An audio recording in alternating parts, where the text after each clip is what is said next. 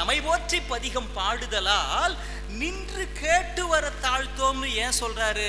அவரை விட்டு விட்டு தள்ளி போனால் சுவாமிக்கு காதில் விழாது என்று பொருள் அல்ல. அங்கேயே நின்று கேட்கிற அளவிற்கு சுந்தரருடைய தமிழும் பக்தியும் அவரை கட்டி போட்டு விட்டது என்ற காரணத்தால் நின்று கேட்டு வர தாழ்த்து. அப்படி இல்லை. சித்தம் அழகியார் பாடாரோ நம் சிவனை. ஞானசம்பந்த பெருமான் திருவோத்தூர்னு ஒரு ஊருக்கு போறாரு. ஒரு பெரியவர் அங்கேருந்து வந்து, சாமி இங்க இருக்கிறவங்கலாம் என்ன ரொம்ப கேலி பண்றாங்க, என்ன கேலி பண்ணாலும் பரவாயில்ல, நம்ம சமயத்தை கேலி பண்றாங்க, சிவனை கேலி பண்றாங்க சாமி, என்னால தாங்க முடியல. ஏன், என்னாச்சு? எங்கிட்ட நிறைய பனை மரங்கள்லாம் இருக்கு, அது எல்லாமே ஆண் பனையா இருக்கு, எதுவுமே காய்க்க மாட்டேங்குது. ஒருத்தர் அங்கேருந்து வந்து எங்கிட்ட, உன் சாமியால முடியும்னா இந்த ஆண் பனையை கொஞ்சம் காய்க்க வச்சு காட்ட அப்படின்னு கேலியா பேசுறார் சாமி அப்படின்னாரு. அப்படியா அப்படின்ட்டு ஞானசம்பந்த பெருமான் ஒரு பதிகம் பாடுகிறார். அவர் பாடி முடித்த உடனே அந்த ஆண் பனை பெண் பனையாக மாறி காய்கள் காய்த்து குலுங்குகின்றன. இது பெரிய விஷயம் இல்ல.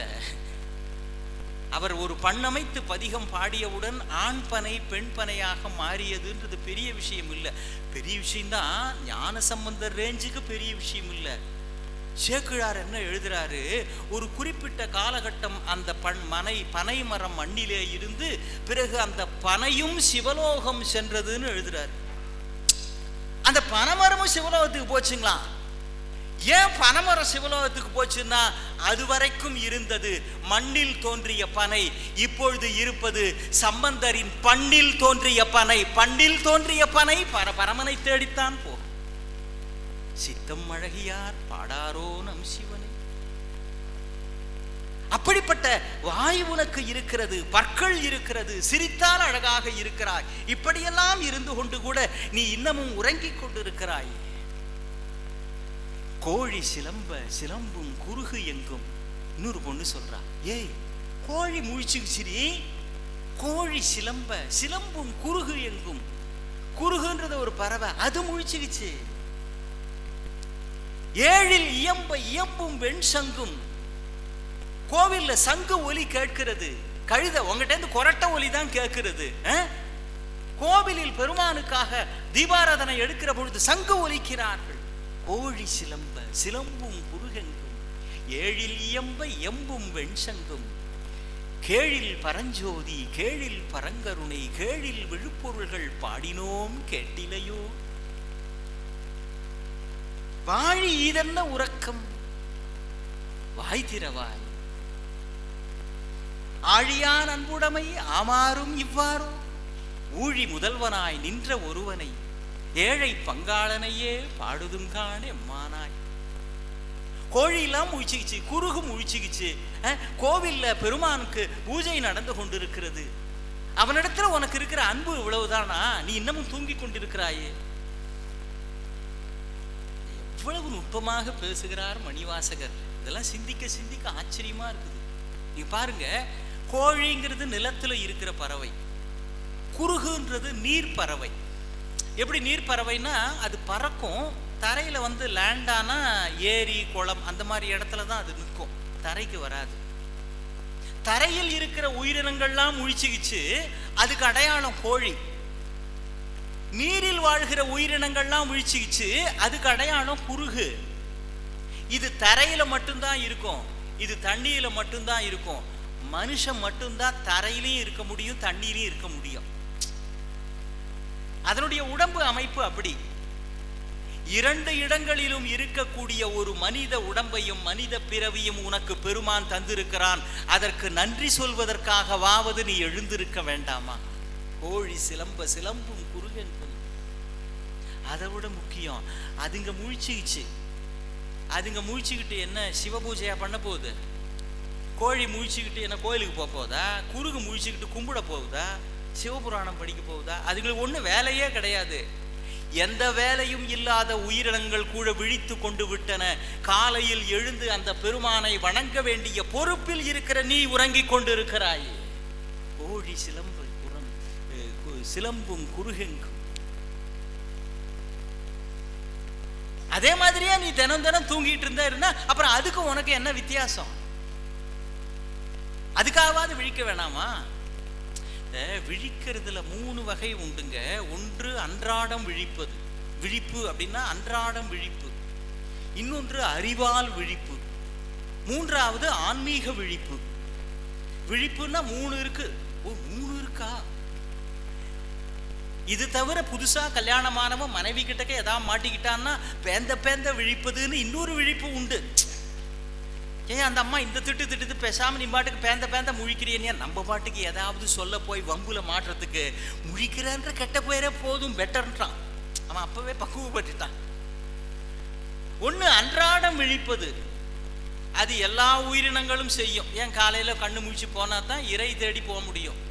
சிங்கம், புலி, கரடி, நரி, நாய், எறும்பு, 8000 ஜாதி காலையில எழுந்திருக்கும், கண் விழிக்கும். அது அன்றாட விழிப்பு. அடுத்தது அறிவால் விழிப்பு. என்னது அறிவால் விழிப்பு? அது நம்ம தான் பண்ணணும். அதுக்கு தான் பிள்ளைங்களெல்லாம் படிக்க வைக்கிறோம். எல்கேஜி யூகேஜிலிருந்து அப்புறம் பிஎஸ்சி, எம்எஸ்சி, பிஹெச்டி, இஞ்சி பச்சடி, தயிர் பச்சடின்னு வரிசையாக படிக்க வைக்கிறதுலாம் அறிவுனால விழிக்கிறதுக்கு விழிக்கணும்.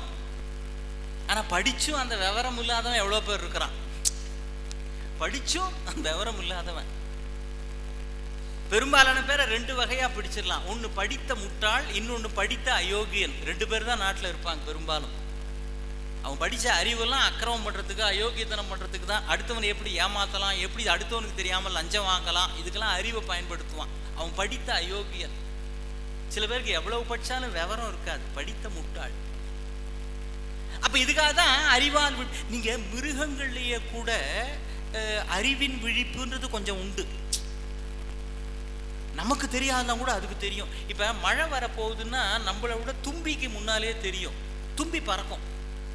பொதுவாக அதெல்லாம் எங்கே இருக்குன்னே தெரியாது. சாயங்காலம் மழை வரப்போகுதுன்னா பகலில் பாருங்கள், தும்பி எப்படி பறந்துக்கிட்டே இருக்கும். மற்ற நாளில் நீங்கள் அதை பார்க்கவே முடியாது, எங்கே இருக்குன்னே தெரியாது. எங்கேருந்து இதெல்லாம் வராது, ஒன்றும் தெரியாது. அதுக்கு தெரியுது. ஐயா, இந்த சுனாமி வருது அப்படிங்கிறப்போ நம்ம ஆளுங்களுக்கு கூட ஒன்றும் தெரியல, நாய்களுக்கெல்லாம் தெரிஞ்சிருக்குது. அது மாதிரி ரெஸ்ட்லெஸ்ஸாக ஆயிடுச்சுன்றாங்க. கொலைக்குது, திரும்ப ஒரே இடத்த சுற்றி வருது. முன்கூட்டியே சுனாமி வருவது நாய்களுக்கு தெரிந்திருக்கிறது. பழக்கத்தினால செய்யலாம். இப்போ சிங்கம் நெருப்புனா பயப்படும் பொதுவா. ஆனால் சர்க்கஸில் ட்ரைனிங் கொடுத்தா அது நெருப்பு வளையத்துள்ள பூந்து வருது. பார்க்குறோம் இல்லை? ட்ரைனிங் கொடுத்து அதனுடைய இன்டெலிஜென்ஸை கொஞ்சம் வளர்க்கலாம். நெருப்பு வளையத்தில் சிங்கம் பாயும். யானை சைக்கிள் ஓட்டும். பொதுவாக யானை சைக்கிள் ஓட்டுமா? சில பேர் ஓட்டுறதை பார்க்குறப்ப நமக்கு அது ஞாபகம் வரலாமே தவிர யானை சைக்கிள் ஓட்டாது. ஆனால் சர்க்கஸில் அப்படி ரவுண்ட் அடிக்கும். அதுக்கு ஏற்ற மாதிரி ஒரு சைக்கிள் ரெடி பண்ணியிருப்பாங்க. குதிரை மேலே குரங்கு உட்காந்துக்கிட்டு அந்த குதிரையை ஓட்டிக்கிட்டு அப்படியே ரவுண்டு வரும் சர்க்கஸில். கூட அந்த ட்ரெயினர் வருவார், ரிங் மாஸ்டர்ம்போம். இருந்தாலும் பழக்கத்தினால கொஞ்சம் அதுங்களுக்கு அந்த அறிவு வளர்ச்சி, அறிவு விழிப்பை வரவழைக்கலாம். அதில் விலங்குகள்லேயே ஏறக்குறைய நம்ம லெவலுக்கு இருக்கிற ஒரு மிருகம் எதுன்னா இந்த சிம்பன்சி குரங்கு இருக்கு பாருங்க. அது ஏறக்குறைய மனுஷனுடைய டிஎன்ஏவையே ஒத்து வருதான் சிம்பன்சி குரங்கு. சில பேரை பார்த்தா தான் சில பேருக்கு நம்பிக்கை வரும். ஆமாம் சார், சிம்பன்சியிலிருந்து மனுஷன் வந்தவன்றது உண்மைதான். ஒருத்தர் சிம்பன்சி குரங்க ஆராய்ச்சி பண்ணியிருக்கிறார். அது என்னெல்லாம் பண்ணுது பார்ப்போம் அப்படின்னு ஒரு குரந்த சிம்பன்சி குரங்கை கொண்டு வந்து ஒரு ரூமில் போட்டுட்டு நல்லா பூட்டிட்டு அது என்ன பண்ணுது அப்படின்னு அந்த சாவி துவாரத்து வழியாக எட்டி பார்த்துருக்கிறாரு. பார்த்தவர் நொந்தே போயிட்டாரு. ஏன் தெரியுங்களா? அது இவர் என்ன பண்ணுறாருன்னு அந்த பக்கத்து சாவி ஓட்ட வழியாக இவரை பார்த்துட்டு இருக்கான். ஆஸ்திரேலியாவில் இந்த சிம்பன்சி குரங்கே இல்லைன்னு கலிஃபோர்னியாவிலிருந்து பிளேனில் அழைச்சிட்டு போகிறாங்க. ஒரு சிம்பன்சி குரங்கு கூட ஒரு 4 பேர் போகிற வழியில் அந்த பிளேன் ஆக்சிடென்ட் ஆகி போச்சு. இந்த குரங்கு மட்டும் தப்பிச்சிருக்குது. அந்த குரங்கோட ட்ரெயினரை கூப்பிட்டு, எப்பா நீ அதுக்கிட்ட கொஞ்சம் எப்படியாவது விஷயத்தை வாங்க முடியுமா பாரு, எப்படி ஆக்சிடென்ட் ஆச்சு, எதனால் ஆச்சு அப்படின்னு கொஞ்சம் அதுங்கிட்ட ஏதாவது கேட்டு சொல்ல முடியுமா பாரு அப்படின்ட்டு இருக்கிறாங்க. ஏன்னா அந்த விஷயம் தெரியணும் இல்லை. இவர் நேராக போனார், எப்படி ஆக்சிடென்ட் ஆச்சுன்னாரு. அது ஒன்று அப்படிங்குது. ஓ, பிளேன் முதல்ல டேக் ஆஃப் ஆச்சா, அப்புறம் அப்படின்னுச்சு. ஓ, மேலே போயிடுச்சா, அப்புறம் என்னாச்சு, 4 விரலை காமிச்சு 4 விரல மடக்கி ஒரு விரல நீட்டி அப்படின்னு இருக்கு.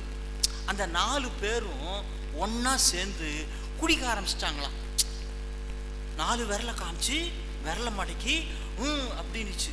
இவர் ஒண்ணு 4 பேரும் குடிச்சிட்டாங்களா, சரி அப்ப நீ என்ன பண்ண அப்படின்னுச்சான். இது ஒன்னுச்சான். அவன் குடிக்கிறான்னு இது பிளேன் ஓட்ட போய் குரங்கு பிளேன் ஓட்டினா என்ன ஆகும்? அந்த மாதிரி அறிவின் விழிப்பு சில உயிரினங்களுக்கு இருக்கிறது.